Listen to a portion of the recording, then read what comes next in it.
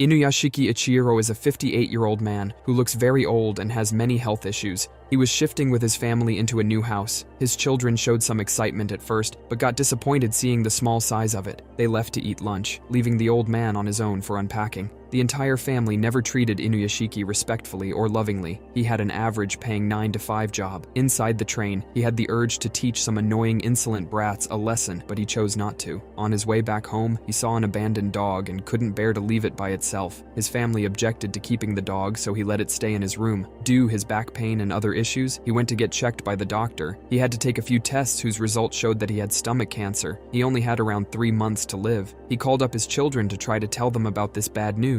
None of them picked up. Then he tried calling up his wife. She didn't pick up either. Inuyashiki felt depressed. No one really cared for him. He wondered if his family members would even care, whether they would shed even one tear for him. When he got home, he again tried telling his family about his condition, but no one was interested in listening to him. They were all consumed by their own interests. His daughter was busy with her friend, and his wife was constantly complaining about the dog, leaving him silent. Life had no meaning left for him. He felt like he had no emotions left. He started running aimlessly and reached a desolate park. There, he cried desperately, hugging Hanako. In the park, beside them, a teenage boy was standing, looking up from all the crying. Suddenly, Inuyashiki saw the sky morph into the different shape. They were caught in an explosion. Some alien-like voices talked among themselves and quickly left. They couldn't afford to kill these two people since it would destroy the world. Morning came around, and Inuyashiki woke up, still in the same spot at the park. Strangely, his mouth didn't feel dry anymore like of a normal human being. He felt refreshed after a long time, but he couldn't forget that he was about to die. He kept drinking loads of water, feeling thirsty. Miraculously, his back also didn't hurt anymore, and he could see even without glasses. At the doctor's, everyone was shocked. His body scan showed nothing except white structure, to find out that his cancer had disappeared. Back at his room, not feeling well, Inuyashiki smashed his phone with a hammer. Out of nowhere, loads of steam started coming out of his entire body. Hanako worriedly started barking. As soon as Inuyashiki let Hanako lick his hand, his skin opened up in a split second into what looked like a gun made of steel. While he was spinning around panicking, some disgusting-looking fluid was spurted out by the nozzle of his hand. It was all the food he had eaten the day before. Sitting down on the bed, suddenly one of his fingers automatically went into his nose and another pressed his chin. He wondered what the hell was happening. His head opened up in sections, revealing a robot-like ball inside. His head and hands were now capable of opening up into a superhuman cyborg form. He couldn't figure out what he had become. He was so emotionless at this point that he couldn't even bring himself to cry. He could only think of meeting that teenage boy, who was probably in the same situation as him. At a park, a man was talking on the phone with his ex-girlfriend, begging her to get back with him. She agreed, and he was elated. Inuyashiki could hear some kids' voices inside his head. They were heading with firecrackers towards that park, with the intention to torture the innocent man lying there. He begged them to spare him. He had got an apartment to live, and even was going to start working a new job. The kids did not care in the least about what he had to say. They unleashed their stack of crackers on him. The man's jacket caught fire, and he started yelling in pain. Inuyashiki couldn't bear to see this innocent man suffering. He had to do something. The man thought he was about to die, but right then, Inuyashiki stood in front of him, acting as his defense. He was getting hit by the fireworks instead. He slowly went up to the kids to plead them to stop. They started beating him up with their baseball bat. The kids knew that a blow to the head would make him unable to move, so they did. Inuyashiki fell to the ground, unconscious. The kids thought he was dead and went towards the other man to kill him too. Suddenly, the robotic ball inside Inuyashiki's head pinpointed the problem. His back opened up to reveal a huge machine. It shot out large number of lightning-like strands of light which went and fell near the kids, encircling them with destruction. They were scared for their life and ran away quickly. The robot-like ball inside Inuyashiki noted down all the names of the kids that were present there, hacked every system, and showcased the incident online. The kids were exposed, not being able to figure out who could have done this. Inuyashiki woke up and offered to take the man to the hospital. He started crying hysterically and thanked Inuyashiki for saving his life. Inuyashiki couldn't help the tears coming out of his eyes. He had just saved a life. He was a person capable of feeling again. He promised himself that he would save as many lives from now on as he could. That way, he would feel more human. Hiro Shishigami was in class. At the time of the blast, he was the one who was present at the park beside Inuyashiki. They were discussing the looks of different girls from their class. Hiro seemed to be particularly interested in the girl called Nami. He noticed that his friend Ando, whom he had known since elementary school, had not been coming to class ever since he got beat up. Out of concern, Hiro went to check up on him at his house. Ando was sleeping while Hiro read the new volume of One Piece. Hiro asked his sleeping friend about the so-called slasher that was going around town recently. The slasher had killed 8 people already, and there was still no way to catch him. Hiro joked that Ando might be the slasher. After that, Hiro revealed that he's not the same anymore. His head opened up to reveal a robotic ball inside, just like Inuyashiki's. His friend was shocked. This must be some sort of magic. Hiro, out in the corridor, pointed at some crows with his fingers and said, "Bang." The crows flew away. Hiro pointed at one of the crows and said, "Bang" again, saying he wasn't going to miss his target this time. Hiro said he had gotten this crazy magic trick from some online magic store. Hiro offered to take Ando to Bukuro to show him something exciting. At the train station, Hiro mentioned seeing someone jump in front of the train the previous day. It wasn't really relevant, but he just remembered it. They reached a television store. Hiro said, "Watch this," and swiped his hand across the screen. The video being displayed was changed to a cultured video on all the screens in the room. Ando was amused. This really was some awesome magic. Hiro wanted to show him one more. They went onto the street. Hiro gathered his focus and started conducting some strange hand movements. The direction in which he was moving his hands, the cars also started moving in that direction with great speed and crashed into each other. With these continuing hand movements, Hiro sent the entire street into chaos, causing a scene of complete destruction filled with smashed up cars by the end of it. Ando looked with horror. This wasn't a magic trick for sure. Back at his house, Ando was extremely worried. Hiro was in the room, with his back open and the machines exposed. Ando needed to process what he had just witnessed. He tried to convince Hiro to use his powers towards a good cause like saving people or starting a business rather than conducting pranks. Hiro thought that was a pain. It wasn't fun. Hiro tried convincing Ando to come back to school. If he told Hiro who had beaten him, then Hiro would kill them. He was dead serious about killing the person. After Hiro left, Ando was contemplating whether he was dreaming, but Hiro's back really did open up. Ando was going crazy thinking how Hiro could even murder anyone. He had even cried when his pet dog died. He was so concerned for Ando that he came to convince him to get back to school. Could this be a person who could kill? Ando remembered Hiro as a child saying that he wouldn't feel sad if a stranger dies. At the same time, Hiro outside was spinning in circles and chose a random house. He went inside. The lady inside thought her daughter had come home and turned to see Hiro instead. Hiro raised up his hand and went bang. There was a hole through the lady's chest. Her body fell to the ground. Hiro still didn't stop. He kept saying bang until the entire kitchen was turned completely red. Hiro then went inside the house into the bathroom where the lady's husband and their small child were taking a bath. The man was baffled at Hiro's sight. He didn't know what to do. Hiro shot the wall behind the man to show him that he was in real danger. The man got extremely scared. He wrapped his arms around the child in order to protect him. He wanted to know whether his wife was dead already. Hearing Hiro say yes, the man burst into tears. Hiro shot the man in the back. The bathtub water slowly turned red. The man just begged Hiro to spare his son. Hiro instantly denied. Cold-bloodedly, he said that he'd not spare the kid. The man started screaming desperately. Hiro banged him right through the head. His body fell into the water on top of the child. Hiro just stood by and watched as the kid was drowned in the blood-stained water of the bathtub. Hiro finally felt satisfied when the kid stopped struggling. He felt so alive. Soon after, the man's daughter, a high school girl, returned home. She was horrified after seeing her dead mother. Hiro came up to her and asked her for a chat. He told her he was the killer. They sat on the stairs as the girl cried for her dead family. Hiro asked her what kind of manga she reads. Scared, she said One Piece, and her favorite character was Zoro. Hiro was amused. The girl, crying, begged him not to kill her. Hiro felt satisfied seeing the girl crying. He wiped her tears, stroked and patted her hair. He sliced a small cut on her hand with his finger. She was crying desperately, begging him not to kill her. From his home, Inuyashiki could hear the girl crying for her life. He quickly got into his car and drove off. On the way, he could hear the entire conversation between Hiro and the girl. The girl pushed Hiro to the ground and ran for her life. Inuyashiki couldn't bear waiting in a traffic jam while he could hear the girl's desperate cries. Then finally, still sitting in his car, Inuyashiki heard Hiro go bang, after which everything went silent. When he reached the house, he saw the front door open, red spots everywhere, and the girl's body lying on the ground. Inuyashiki couldn't save this family. He was horrified at seeing the condition of the rest of the house, but Hiro hadn't left yet. He was still inside. He thought Inuyashiki was the grandfather of the family and shot at him too. Hiro left the house after he saw Inuyashiki fall to the ground, but as he was going away, Hiro turned to see Inuyashiki standing up again and looking at him. As Inuyashiki approached Hiro on the road, Hiro used the machines on his back to fly away. Inuyashiki realized that Hiro was the same as him, but why had Hiro done this? The next day, Inuyashiki woke up having nightmares of the poor, innocent family he was unable to save. He felt his heart growing cold. He didn't know whether he was capable of stopping stopping Hiro. At school, Hiro wondered why Inuyashiki hadn't died when he shot him. Was his finger gun busted? At Ando's house, Ando got a paper cut on his finger while reading manga. Hiro wrapped his palm around the cut, and it magically healed. Ando was shocked to see that Hiro could heal injuries too. Hiro was certain that he could probably cure extremely serious diseases like cancer as well. He joked that he wished he could heal Ando's emotional scars so that he would come back to school. As Inuyashiki was returning from office in the evening, he could hear another person in danger, screaming. It was a fire in an apartment where people had gotten caught inside. Inuyashiki saw that the location was quite far away. Maybe he wouldn't be able to reach in time. He took off his shirt and tried to learn to fly. People passing by him in the park thought he was exercising. He started singing Astro Boy in order to get his back to open up. His first time flying wasn't so good. He was not being able to control the machine the way he would have liked to, and he fell down. The next time, though, he managed to float in the air for some time and reached the burning house. The two children were outside the house crying for their dad and grandma. Inuyashiki went inside and brought out the two adults, one by one. They thanked him a lot afterwards. On his way home, Inuyashiki cried of happiness. He was grateful to have been able to save these people. The next day, Hiro reached Ando's home and this time was successful in convincing him to come to school again. Ando was sitting on his seat, scared of being bullied again. Sure enough, the bully gang came up to him, intimidating him to go up to the roof with them. They were just about to force Ando to come with them when Hiro stepped in. They almost started bullying Hiro, but he grabbed the leader's hand. Hiro pressed his hand so hard that tears rolled out of his eyes. He willingly repeated the words of apology that Hiro ordered him to say to Ando. His hand was probably broken. Hiro and Ando went to the roof after school. Hiro, with his superhuman vision, spotted the bullies far away, chatting with girls. By the time Ando searched for them with his binoculars, Hiro already went bang 4 times and killed all the bullies. Hiro told Ando not to worry because it doesn't use gunpowder, or if anyone finds out, no one could defeat him. On the way home, Hiro told Ando all about his powers. He could see 1 kilometer away, could shoot a target 10 kilometers away. He could withdraw a large amount of money from bank. Ando was scared seeing all this. He straight away made it clear to Hiro that he didn't want to be friends with a person that killed people so easily. He asked Hiro not to come his house again if he wasn't going to turn himself in to the police. Hiro just agreed and walked away, telling Ando he should stop skipping school now. Inuyashiki, on his way home, saw a cat getting into an accident. He was tormented by the sight of the injured cat and wanted to find some way to save it. Then he suddenly saw that he could scan the insides of the cat. He put his hands on the cat's body and it healed miraculously. Inuyashiki realized the extent of his powers. He could use it to save cancer patients, terminal patients, and the paralyzed. He went into a nearby hospital and tried healing patients. On the other hand, Hiro was walking home when he heard a dog barking continuously from a random house. He casually went inside, leaving the house silent. The story continues with a yakuza named Samajima, an extremely tall and muscular guy with tattoos all over his body. When he enters the bathhouse, everyone else must leave immediately, otherwise they would face punishment. A pretty petite girl named Inoue was working at a restaurant. She was in a living relationship, which had been going on for about a year. Her boyfriend, having a meager salary, didn't even look that handsome, but he was very cool in her eyes. She loved Satoru dearly. That day at home, Satoru proposed to her, saying they should get married. Inoue agreed happily. They were soon going to start their own little family. The next evening, while Inoue was on her way home, a strange van stopped beside her. 2 men forced her inside, and they sped away with her. Back Samajima's apartment, Inoue was lying naked on his bed with bruises all over her. He had drugged her. He came in and was just about to assault her when she headbanged him right in the nose. She quickly got out of the bed and ran away while he was still in shock. She ran into his study room and hid behind the pillar. Samajima told her it was pointless to hide. He could see her anyway. She came out from behind the pillar with his sword in her hands. Angrily, he asked her to hand it over, but thinking only about Satoru, she was ready to fight him till she escaped. The Yakuza had never seen a girl like Inoue before. He totally wanted to make her his own. By chance, she had successfully been able to cut the vein passing through his wrist. A fountain of blood sprayed out of his hands, while she seized this opportunity to run away to the safety of Satoru and her home. Back at home, Satoru was waiting desperately for her, knowing that something very wrong was going on. Inoue came back in a taxi and immediately fell into Satoru's arms. They cried in each other's arms, and Satoru promised to protect her. Inoue was afraid if they called the police, they would arrest her too since she was drugged, but she decided she wanted to call the police anyway. That was when Satoru got a text message from Inoue's phone, which said that the Yakuza would kill her entire family if they called the police. Satoru thought this was just a tactic to scare them, but right then, there was a gunshot through their door. The bullet broke the lock, and Samajima entered the room along with his minions. Satoru offered Samajima money. He said he could arrange 5 or even 10 million yen if Samajima left Fumino alone. They laughed at Satoru, who didn't know how big of a Yakuza Samajima actually was. Samajima Samejima came up to Satoru. He was almost twice as tall. He picked up Satoru by the throat. Fumino was horrified to see her future husband being killed by the Yakuza. Satoru's mouth began to froth around the corners. She cried desperately, begging Samejima to leave Satoru. Right in time, Inuyashiki entered the scene, flinging one of Samejima's minions to the ground. Inuyashiki easily fought off Samejima's helpers and reached him. He wrapped his arms around Samejima and started crushing him, emphasizing how what he had done was unforgivable. Samejima continually tried to escape by hitting Inuyashiki on the back. He even took out his gun and shot Inuyashiki a couple of times. This made Inuyashiki fall to the ground, unconscious. Sometime later, Inuyashiki woke up to see Satoru still lying on the ground. There was no one else in the room. Placing his hands on Satoru's chest, he was devastated to find that he couldn't bring people back to life. Desperately, Inuyashiki started chest compressions. He prayed to God to bring Satoru back to life, promising to save Fumino as well. Finally, Satoru opened his eyes and sat up coughing. He immediately wanted to know where Fumino was. He couldn't understand why this was happening to them when they had done absolutely nothing wrong. Inuyashiki called Fumino's phone. He told the person who picked up the call that he was coming to get Fumino back and that he was going to stop Samejima from doing evil deeds to other people forever. He used his searching and flying skills to reach the Yakuza meeting being held by Samejima. He easily fought all the guards to reach inside. Inuyashiki told Samejima that he couldn't stand people like him who took advantage of the weak. He wanted to get rid of all such people. He demanded to know the location of Fumino. Samejima, not being able to take it anymore, started shooting at Inuyashiki. He emptied the entire mag on him. Samejima was stunned. Who was this old man that could withstand bullets? Inuyashiki came forward and was able to knock down Samejima to the ground with a single punch, which broke many of his teeth and made his nose bleed badly. Samejima warned Inuyashiki that he was going to get killed soon. He didn't know who he was dealing with. Soon, Inuyashiki was surrounded by people with machine guns, who started firing at him endlessly. He was getting hit by hundreds of bullets, but none seemed to penetrate him. He knelt on the ground. His back opened up to reveal a network of nozzles that looked like machine guns. The laser from his head identified all the people standing in front of him. Inuyashiki rose up in the air. The nozzles from his back shot out a large number of lightning-like strikes, each of which gauged out the eyes of all the people sitting at the meeting. Inuyashiki went unconscious for a little while after that. When he woke up, he saw everyone around him screaming for help, each of their eyes bleeding. Inuyashiki wanted them to repent on the innocent people's lives they had ruined for the rest of their lives. They would never be able to walk or run on their own anymore. They wouldn't be able to eat, see their children's faces, or even take their own lives. Inuyashiki walked up to Samejima. He took out his phone to find Inoue. Inoue was in Samajima's apartment. Screaming in pain to have lost Satoru, Inuyashiki calmed her down, telling her that everything was fine. Satoru was alive. He carried Inoue and flew her back to her home. Her reunion with Satoru was indeed delightful. The news channels were covering the fact that in all these strange murders that were happening, the weapon used seemed to be some sort of firearm, but it didn't leave behind, and bullets or gunshot residue. Ando knew immediately that this must have been done by Hiro. His hands started trembling. At school, there were rumors going around that Hiro and Ando killed the bullies, but still, there was this girl in Hiro's class called Watanabe Shion. She came up to Hiro and confessed her feelings for him. Hiro just thanked her and walked away. Ando, at home, was trying to figure out how to stop Hiro. He came across a news that terminally ill patients were getting magically cured. He couldn't believe that Hiro would go around curing people, so it must be that there was another person like Hiro in the world too. He remembered Hiro saying that he could hear people's voices. Ando started calling out for help, saying he was dying. Immediately, the doorbell in his house rang, and Ando went running to open the door. Inuyashiki had come to ask whether everyone in the house was okay. Ando took Inuyashiki into his room and told him about Hiro. Inuyashiki wanted to stop Hiro no matter what, even if he had to kill him. Ando thought Hiro had turned into a monster. Inuyashiki feels silent after hearing this. He was afraid that he had turned into a monster machine, no longer human. Ando immediately told Inuyashiki that he was more human than any other human he had seen. Inuyashiki was like a hero, and Ando wanted to help him in stopping Hiro. Hiro went to his dad's new family and spent time with them. It was his stepbrother's birthday that day. At home, his mom had something to tell him. She had gone to the hospital. She had pancreatic cancer, which had already spread to her lungs. She only had a month left to live. Hiro hugged her as they both cried. Hiro was not going to let her die. The next day, his mom went to the hospital and found out she was completely cured. Hiro wanted to take care of her from now on. He told her to quit her job. He gathered 3 million yen and moved the two of them into an expensive, fancy apartment. Hiro woke up from a dream about turning into a normal human again. His his mom was watching the news about the serial killer. She really thought those acts were horrifying. Hiro asked her what she would do if he was the killer. She said that she would follow him to the grave if that were the case. Hiro felt a little hurt by her words. The police on TV said that they had caught the culprit. It was some ugly 40-year-old guy. Everyone at his school was also talking about the same thing. That day, Hiro came home and decided to stop killing people. The next morning, the doorbell to their house rang. A few men were asking for Hiro. Hiro ran out of the back balcony before they could come in. He was surrounded by policemen, pointing guns at him. Hiro was being restrained by several policemen. Right in front of him, Mom. He couldn't bear to see his mom cry for him. He punched the ground, and all the policemen went flying off him. He ran and flew away quickly. As he was sitting by himself on an empty bench, Watanabe approached him. His picture was shown on television everywhere so that he could be caught. Watanabe brought Hiro to her grandma's house. He refused to eat anything and started looking through the various new videos and articles about him. Watanabe thought that Hiro was not the real culprit. She hoped that police would catch the real killer soon. At night, Hiro went into each of their rooms and pointed his finger gun at them, but he chose not to kill them. Hiro's mother was apologizing on behalf of him on television. There were malicious articles about her and their living conditions everywhere on the internet. Hiro felt extremely bad for his mother. He cried helplessly. He saw that his mother was missing. They were showing on TV. Some shows said that she had committed suicide. Hiro was very disturbed by this. He went out and screamed his heart out. The reporters were now surrounding Hiro's father's house and questioning him. His father, too, was apologizing for the acts of his son. That very moment, Hiro came up to the house and opened fire on the entire group of media reporters present there. The outside of the house was a complete graveyard as Hiro used his machine gun going,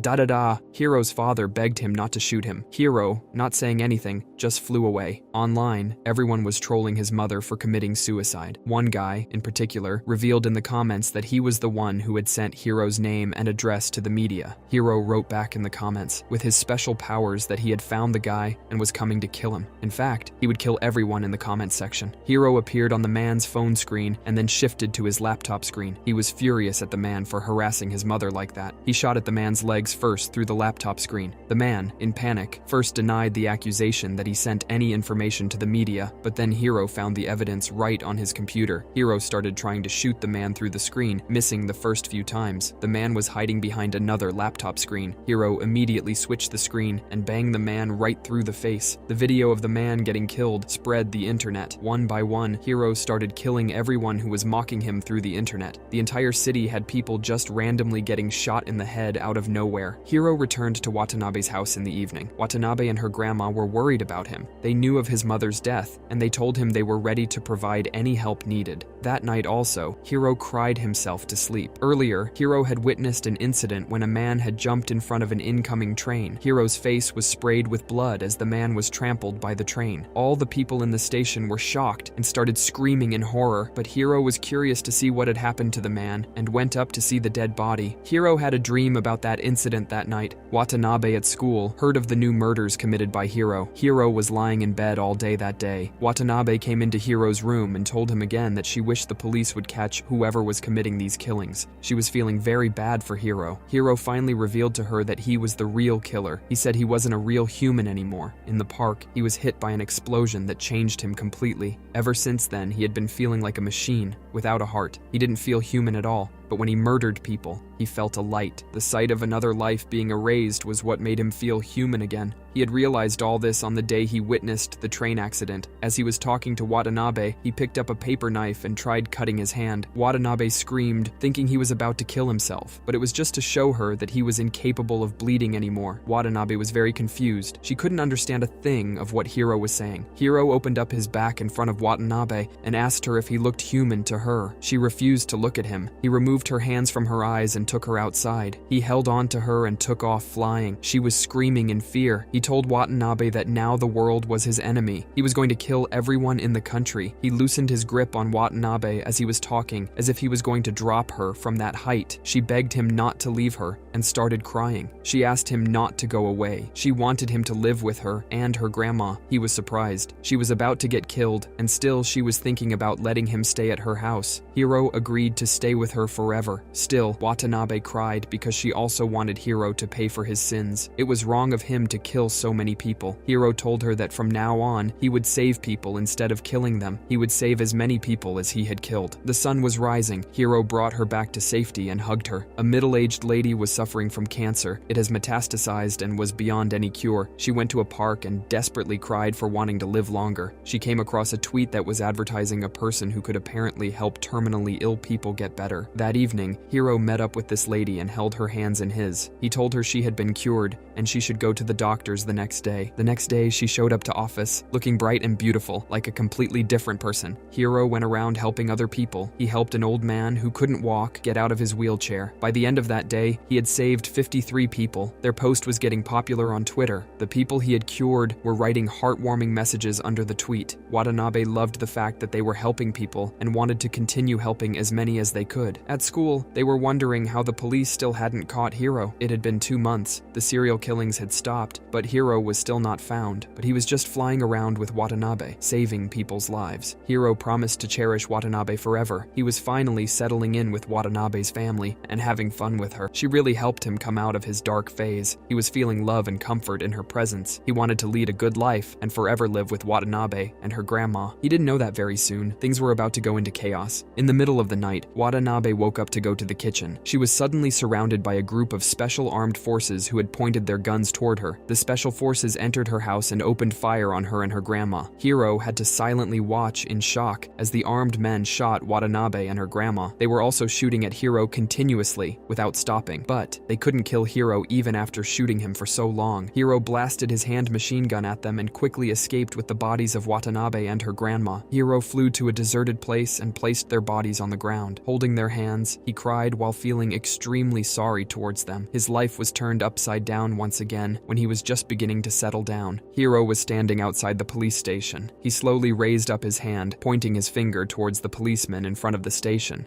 Bang.